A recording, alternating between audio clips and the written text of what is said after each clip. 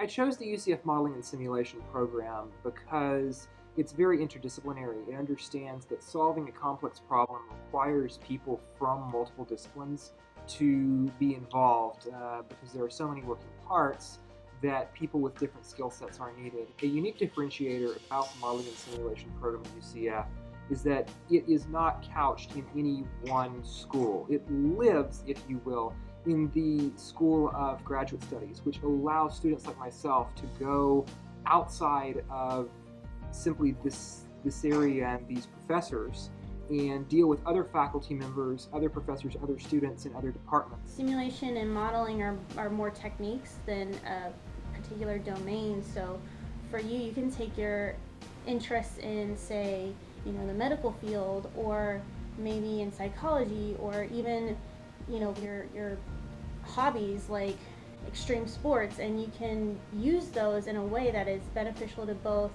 yourself and for other people. Orlando and Central Florida have grown to become the epicenter of the world for simulation and training over the last 50 plus years. It started very humbly back in 1965 when the Army and the Navy moved a group of simulation experts from Long Island, New York to what was then the Naval Training Center, which has since been closed but is now Baldwin Park. That used to be an Air Force base before, and then it was a Navy base, and for several years it housed the nucleus of what has grown into the epicenter of the world for simulation and training. Off the gas. This Air Force major is landing a fighter plane. And then I'll be watching the airspeed right here as it slows down. Using nothing but the instruments and his instincts. It's very small actually. It only holds 2 people. Today, it's a simulated flight. No real airplane, no real weapons. But after 8 months of training, RPA pilots from Randolph will fly fully armed aircraft like this one without ever leaving the ground. Central Florida is the center of excellence probably in the world. Well, we've got the Navy with the Army, we've got Air Force, Coast Guard, Marine Corps, etc. The university working as part of this three-way partnership: industry, government, and academia.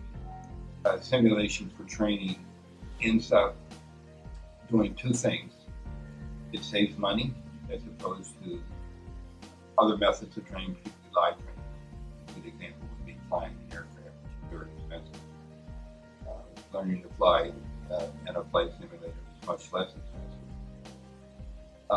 And you can do things, practice things that are not safe in the actual environment.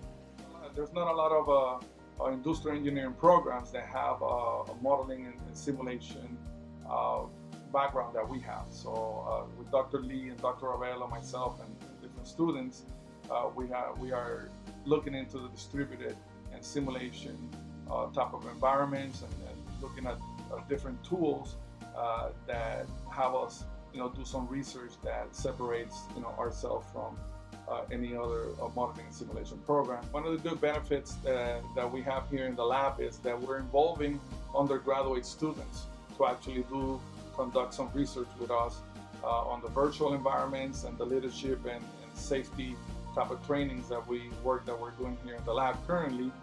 We have a number of graduate students at the PhD level and master level working on creating this type of scenarios and looking at the awareness that it can provide this type of virtual environments to trainees. Orlando is a slam dunk when it comes to attracting talent, retaining talent, just not from the base that's here. It's the center of modeling and simulation for the world.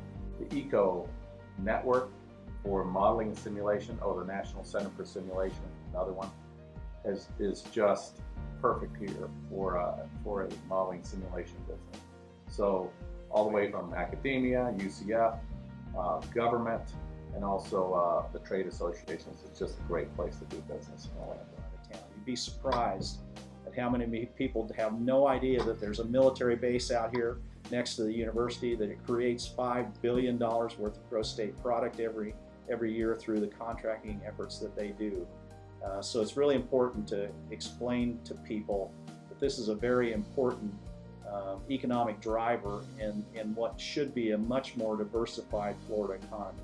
So it's high-tech opportunities like simulation and training and optics and photonics and alternative energy and biotech and biomed and a number of other areas that are starting to grow more prominence here in the Central Florida area that will diversify our economy and hopefully protect us from the downsides of a real estate market that collapsed in 2007 and had an unbelievably big impact on the state of Florida. So